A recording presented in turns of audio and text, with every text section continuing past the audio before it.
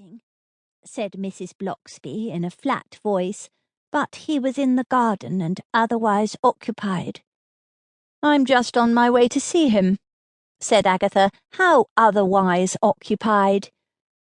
"I was about to ring the front doorbell when I heard his voice coming from the back garden. I walked around. He was kissing that newcomer, Miss Pettigrew. I backed off and left." "That's fast work," said Agatha bitterly. "I've seen this Pettigrew with Gerald, and I met her at the allotments." "Arrived a few months ago.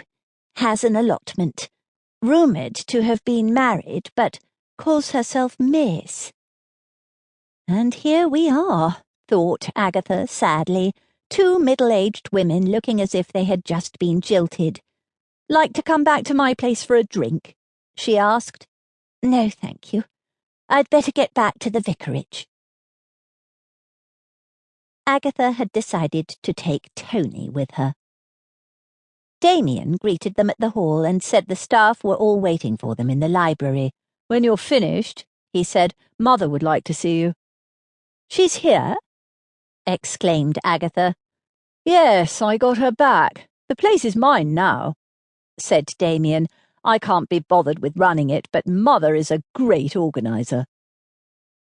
Agatha thought this did not tally with Damien's earlier description of his mother as a drunk, and said so. "She's taken the cure," said Damien. "Good rehab job, and she's my mother. You'd better talk to the factor first, Giles Bennet. He had a row with Dad. Dad accused him of fiddling the books to line his own pockets. He was given a month's notice. I kept him on because I got the accountants to go through the books and there was no evidence of fiddling." Agatha found the interviews with the factor and the staff a waste of time.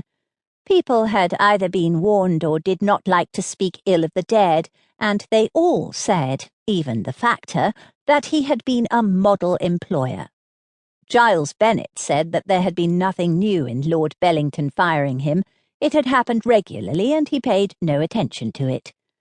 His lordship had been a great character. As the eulogies went on, Tony caught a look of malicious glee on Damien's face, quickly suppressed when he saw her looking at him. They were then led to a morning room where Olivia, Lady Bellington, was waiting for them. Agatha thought that it was only the ex-wives of Scottish peers who were allowed to retain their titles, but, with unusual tact, refrained from saying so. Olivia was a tall, thin, haggard woman with brown hair and large grey eyes. She was dressed in a faded blouse and jeans. "So grateful for your help, Miss Prune," she said languidly. "It's Raisin. Agatha Raisin. Sorry, I knew it was one of those wrinkled fruits. Have a seat. I don't know if I could help you, because as you probably know, I haven't seen Arthur in yonks. And you definitely had not seen anything of your husband since the divorce? Not a sausage, darling. I mean, his behaviour was gothic. Absolutely shiters." "If the antifreeze could have been inserted in one of the bottles," said Tony, "might there not be some in other bottles?" "Oh, my dear girl," said Damien. "The forensic lot went through the cellar end to end. Dad likes sweet stuff. He had been drinking Sauterne and creme de menthe. But could they find those bottles? Disappeared. Not even in the rubbish." "It must have been someone with access to the hall," said Agatha. "It can't have been any of the villagers, for example."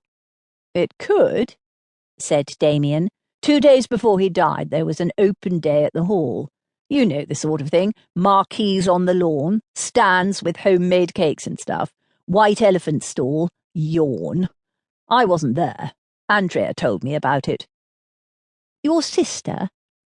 Is it possible to talk to her?" asked Agatha. "She's off hiking in Scotland. I'll let you know when she gets back." "Is there any of the villagers who was really furious at the rents going up?" asked Tony. "Nasty old codger called Humphrey Sanders,"